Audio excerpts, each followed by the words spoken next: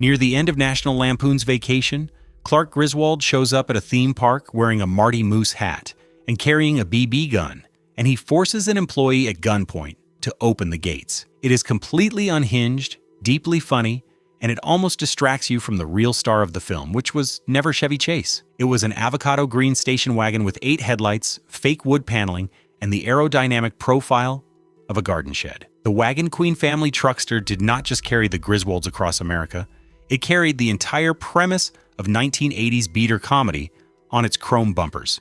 What most people miss is that the cars in these films were never prop afterthoughts. They were character decisions, and some of the best ones were accidental, nearly replaced, or quietly destroyed before anyone thought to ask what happened to them. 10 cars, 10 films, 10 stories that go a lot deeper than the jokes. Harold Ramis directed National Lampoon's Vacation on a budget of around $15 million, with John Hughes adapting his own short story for the screenplay, and when it opened on July 29, 1983, across 1,175 venues, it landed at number 1 on its opening weekend with over $8.3 million in ticket sales. By the end of its domestic run, the film had cleared $60 million in the US alone. Solid numbers for any comedy. But here is the detail that changes how you read the whole film. The Wagon Queen Family Truckster was not sourced from a lot or a rental fleet. It was commissioned from scratch. George Barris, the legendary customizer behind the original Batmobile and hundreds of other Hollywood builds, designed and fabricated the car from a base 1979 Ford LTD Country Squire, which was already a deeply uncool vehicle by 1983. A 4.9-liter V8 producing a barely there 129 horsepower, a body the size of a studio apartment, and the kind of fake wood paneling that communicates, wordlessly but clearly, that someone has given up on personal style. Barris took all of that and made it worse, deliberately and brilliantly, fitting it with 8 headlights, a grille nearly sealed shut by bodywork, with 2 apologetic little openings near the bumper, and an avocado metallic green paint scheme that looked like a disagreement between olive drab and pure envy. 5 of these cars were built for production. You would think, given how iconic the Wagon Queen Family Truckster became, that at least one example survived into a museum or a private collection. Almost certainly none did. No confirmed car has surfaced in any documented auction or institutional collection, which means the vehicle that anchored one of the most profitable comedies of 1983 was, in all likelihood, scrapped. The Griswolds drove America's most famous station wagon into oblivion, and then someone sent the actual wagons to the crusher. That is either very on-brand or genuinely depressing, depending on your mood. The Truckster works because it is not just ugly, it is aspirationally ugly. The kind of car that results when a man who loves his family slightly more than he loves his own judgment walks onto a lot and buys the wrong thing with complete sincerity. Every dent, every mismatched panel, every cloud of exhaust functions as a character note. And Barris understood that, Hughes understood it, and the audience understood it instantly.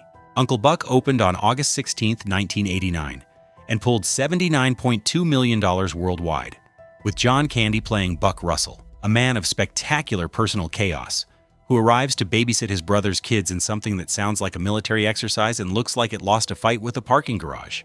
The car is a 1977 Mercury Marquis Brougham, and to be completely clear, this vehicle is a masterpiece of chosen poverty. Riding on a 124-inch wheelbase and weighing approximately 4,500 pounds, the 1977 Mercury Marquis Brougham carried a standard 460 cubic inch V8, producing 197 horsepower, which sounds respectable until you realize that engine is moving nearly 2.25 tons of American steel through Chicago suburbs. Consumer guide Auto 77 listed that 460 as one of the 5 most powerful American car engines of its model year, and the EPA rated it at 11 miles per gallon in city driving, which means every scene featuring that Mercury Marquis Brougham is, in a technical sense, a small ecological event. The screen version features smoking exhaust, a chronic backfire, interior upholstery in advanced stages of dissolution, coachwork that has clearly survived several incidents nobody documented, and a CB ball mount antenna bolted to the rear driver's quarter panel, like an afterthought made of chrome. Every time the Mercury Marquis Brougham rolled into frame, audiences laughed before Candy delivered a single line because the car preloaded the joke on his behalf. Here is the part that should bother historians of this film. Filming began on January 4th, 1989 in Chicago, but the production was originally planned for St. Louis, and the reason it moved north is that the winter of 1988 ran unseasonably warm down there. Chicago winters are not known for mercy, and that cold and gray became part of the film's texture in ways a mild Missouri spring simply would not have replicated. The Mercury Marquis Brougham belching exhaust into a frozen Chicago morning is a specific, irreplaceable image, and it only exists because of a weather anomaly. The current whereabouts of the screen-used Marquis are not publicly documented, which, given how beloved this film remains, represents a genuine gap in automotive film history. John Hughes wrote, produced, and directed Planes, Trains, and Automobiles on a $15 million budget, opened it on November the 25th, 1987, and watched it earn $49.5 million across its domestic run through January 1988. It is the warmest film Hughes ever made. It also contains a sequence where Steve Martin and John Candy drive a car that is actively on fire down a freeway while arguing about it, which tells you something about Hughes's range.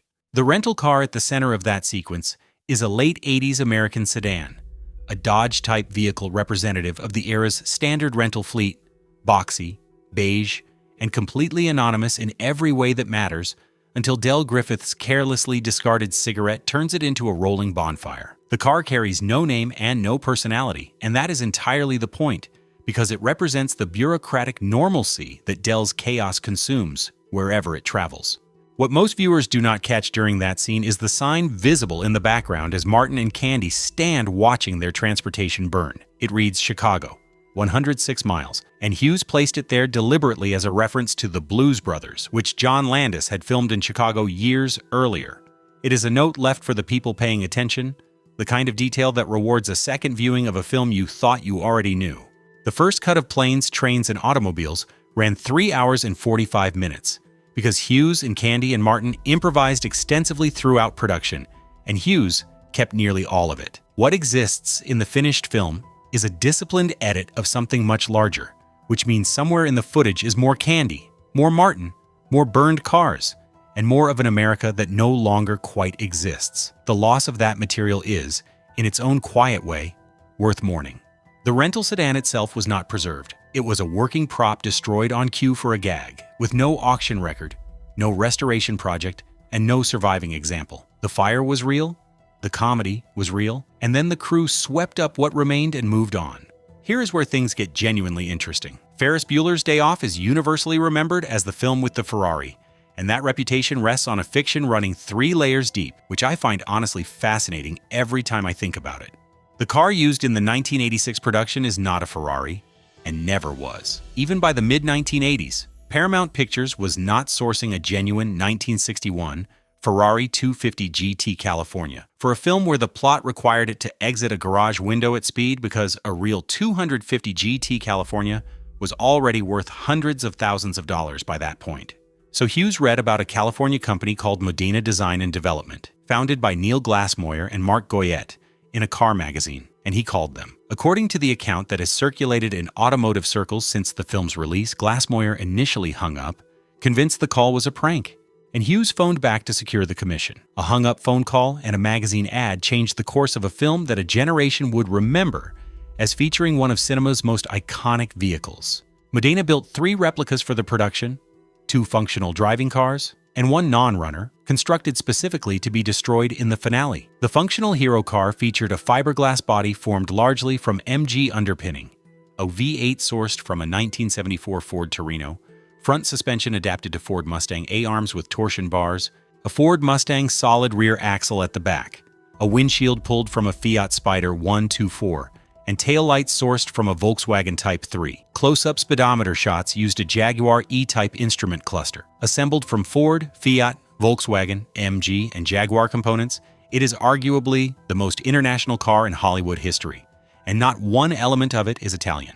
You would expect a replica assembled from that many donor vehicles to look compromised on screen, but it does not, and that is either a credit to Modena's craftsmanship or proof that the 1961 Ferrari 250 GT California silhouette is so close to perfect that it survives translation into fiberglass and American V8 without losing its authority. The hero car sold at auction in 2020 for $396,000 and a second replica cleared $313,000, including fees at the Bonham's Amelia Island auction. By December 2022, one of the Modena replicas had entered the collection at the Henry Ford Museum of American Innovation through the Hagerty Drivers Foundation's National Historic Vehicle Register program. And that same month, the crash prop replica appeared at Heritage Auctions with an opening bid of $100,000. The dark footnote to all of this is that after Ferris Bueller's Day Off performed at the box office, Ferrari pursued legal action against Modena Design and Development for trademark violations related to their replica business, and the legal fees destroyed the company entirely. Glassmoyer and Goyette built the car that made the film. The film's success made them a target. They did not survive it. Hughes originally planned the vehicle to be a Mercedes, by the way, and a magazine ad and a failed first phone call are the only reason that did not happen. The transition from there is almost too clean, because the next cars on this list were not destroyed by lawyers or fire. They were lost to time, neglect, and the specific American habit of discarding the things that turned out to matter most. Jake Ryan drives a Rolls-Royce in 16 Candles, which qualifies as neither a beater nor a comedy car by any conventional measure, and the comedy arrives entirely from context. A 1966 Rolls-Royce Silver Cloud 3, one of the most formally dignified automobiles ever produced, sits outside a suburban Chicago church while a teenager in a party dress attempts not to pass out from excitement nearby. The car takes itself completely seriously, and that unshakable self-regard is precisely what makes the sequence funny. Hughes understood that the right vehicle in the wrong setting functions as its own punchline, and the Silver Cloud 3 operates as the premium version of the joke the Wagon Queen Family Truckster makes at the opposite end of the budget spectrum. One costs everything. One costs nothing, and both are equally absurd in the worlds they have been placed into. The 1985 Val Kilmer comedy Real Genius features a Dodge delivery van that becomes, through a sequence of escalating scientific miscalculations, an inadvertent popcorn delivery system when a laser fills a professor's house with popped corn and the vehicle disappears under the overflow.